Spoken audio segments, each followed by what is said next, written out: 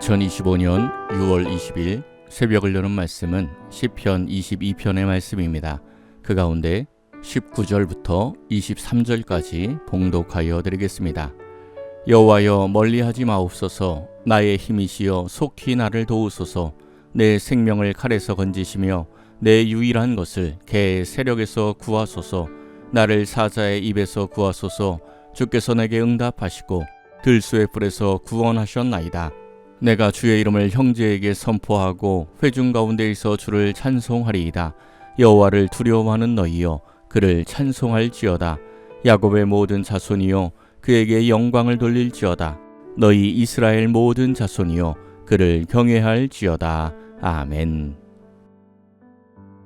시편 22편은 다윗이 왕위에 오르기까지 사울에게 온갖 고난과 핍박을 당하면서 겪었던 절망과 비통함 속에서도 하나님만을 의지하는 신앙을 버리지 않았음을 고백하는 시편입니다.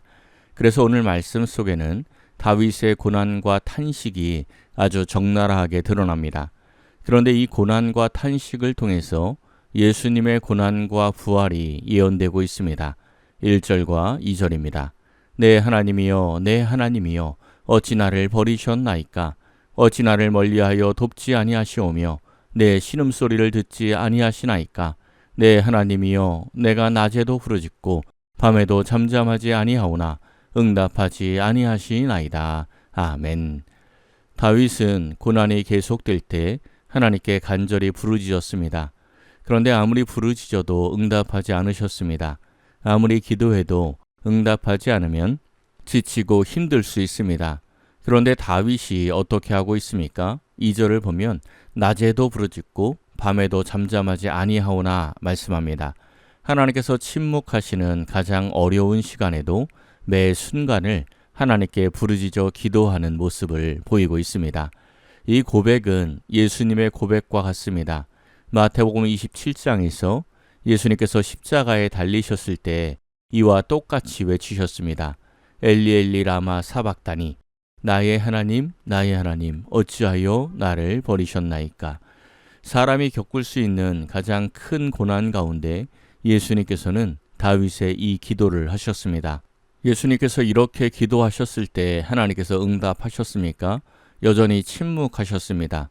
예수님께서 어찌하여 나를 버리셨나이까 기도하실 때 마치 예수님께서 세례 받으실 때처럼 하늘에서 이는 내 사랑하는 아들이다 소리가 들리면서 갑자기 천둥벼락이 내리쳐서 십자가에 못 박던 자들을 다 죽이고 예수님을 십자가에서 내려오게 하셨으면 어떻게 되었을까요? 그렇다면 우리의 대속은 일어나지 않았을 것입니다. 하나님께서는 우리의 구원을 위하여 침묵하셨습니다. 고난 가운데 하나님의 침묵의 이유를 아는 사람은 승리할 수 있습니다.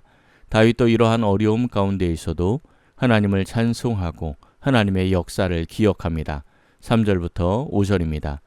이스라엘의 찬송 중에 계시는 주여 주는 거룩하시니이다. 우리 조상들이 주께 의뢰하고 의뢰하였으므로 그들을 건지셨나이다. 그들이 주께 부르짖어 구원을 얻고 주께 의뢰하여 수치를 당하지 아니하였나이다. 아멘. 다윗의 입장에서는 침묵하시는 하나님은 날 버린 것 같은 하나님일 수도 있습니다. 그럼에도 찬송 중에 계시는 주여라며 하나님을 찬양하고 하나님께 영광을 돌리고 있습니다. 그러면서 4절과 5절에서 과거 조상들이 하나님께 의뢰할 때에 하나님께서 건져주셨음을 고백합니다. 여전히 고난 가운데 있지만 하나님의 때에 반드시 건져주실 것을 믿는 기도입니다. 지금 상황은 어떤 상황입니까? 6절부터 8절입니다. 나는 벌레요 사람이 아니라 사람의 비방거리요 백성의 조롱거리니이다. 나를 보는 자는 다 나를 비웃으며 입술을 비죽거리고 머리를 흔들며 말하되 그가 여호와께 의탁하니 구원하실 걸 그를 기뻐하시니 건지실 걸 하나이다. 아멘. 이 말은 세상 사람들이 하는 말이 아닙니다. 하나님을 아는 사람들이 하는 말입니다. 욥이 갑자기 어려운 일을 당할 때 제일 먼저 그를 힘들게 했던 사람이 누굽니까? 새 친구 이전에 그의 아내입니다. 하나님을 욕하고 죽으라 말합니다. 욥이 동방의 의인으로 모든 사람의 인정을 받으며 하나님께 예배할 때 그의 아내는 함께 없었겠습니까? 그렇지 않습니다. 함께 예배하던 사람입니다. 그런데 욥의 마음을 어렵게 했습니다. 욥의 친구들도 하나님의 이름을 말하며 마음을 괴롭게 했습니다.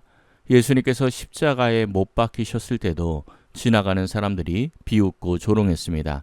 마태복음 27장 43절입니다.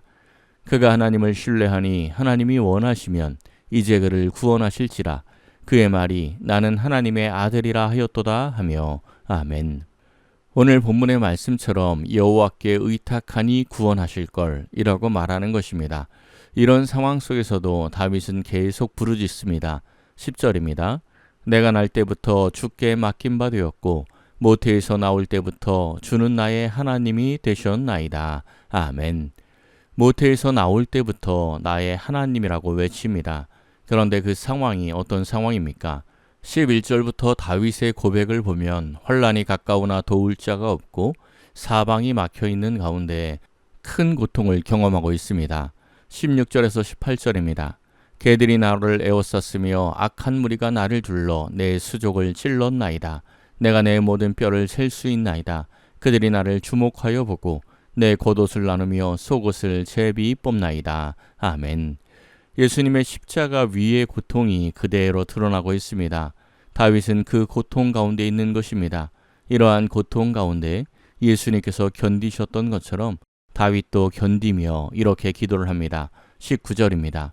여호와여 멀리하지 마옵소서. 나의 힘이시여 속히 나를 도우소서. 아멘. 다윗이 이렇게 견디며 하나님께 도움을 끈질기게 의뢰하는 분명한 이유가 있습니다. 22절입니다. 내가 주의 이름을 형제에게 선포하고 회중 가운데에서 주를 찬송하리이다. 아멘. 여전히 환난 가운데 있지만 회복 후에 다윗은 주의 이름을 형제에게 선포하고 회중 가운데에서 주를 찬송할 것을 서원하고 있습니다. 그러니까 다윗의 기도 최종 목표가 무엇입니까? 단순히 고난에서 벗어나는 것이 목적이 아니라 형제들에게 주의 이름을 선포하고 하나님을 찬송하는 것이 목적입니다. 예수님께서는 십자가에서 말로 다할 수 없는 고통을 당하셨습니다. 예수님은 충분히 십자가에서 내려올 수 있는 능력이 있는 분이셨습니다. 그런데 끝까지 견디신 이유가 무엇입니까? 우리를 구원하고 예수님으로 하여금 하나님의 영광이 드러나게 하기 위함이었습니다. 그래서 십자가에서 마지막으로 하신 말씀이 다 이루었다라는 승리의 말씀이었습니다. 예수님의 십자가 고난과 같은 어려움을 겪고 있던 다윗은 하나님의 침묵 가운데에도 끝까지 하나님을 찾았습니다. 분명한 목적이 있었고 또한 그 결과를 알았기 때문입니다. 26절입니다. 겸손한 자는 먹고 배부를 것이며 여호와를 찾는 자는 그를 찬송할 것이라. 너희 마음은 영원히 살지어다. 아멘. 여호와를 찾는 자는 그를 찬송할 것이라. 하나님을 찾는 사람은 어떤 상황 속에서도 하나님을 찬송하는 자리로 나아가게 됩니다. 이 새벽 기도하는 모든 성도님들은 다윗이 낮에도 부르짖고 밤에도 잠잠치 않았던 것처럼 항상 하나님께 기도하고 의뢰하는 복된 성도들이 되기를 바랍니다. 항상 하나님을 찾아서 우리의 이웃과 세상 사람들 앞에서 주의 이름을 선포하고 하나님을 찬송하시기를 예수님의 이름으로 간절히 축원합니다. 기도하겠습니다. 사랑의 하나님 감사합니다. 오늘도 말씀과 기도로 하루를 시작하게 하시니 감사드립니다. 우리가 이 세상에서 살면서 때론 견디기 힘든 어려움을 만나기도 합니다. 내 자신이 만나기도 하고 우리의 가족이 만나기도 하고 우리의 이웃이 만나기도 합니다. 모든 상황 속에서 하나님만 찾는 지혜를 허락하여 주옵소서. 고난 가운데 불평하지 않게 하시며 이미 승리케 하신 하나님의 섭리를 이해하며 견딜 수 있게 하옵소서.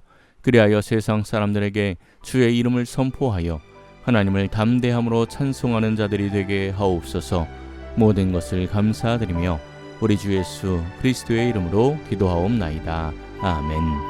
오늘 말씀을 생각하고 하루를 결단하며 깊은 기도의 자리로 나아가겠습니다.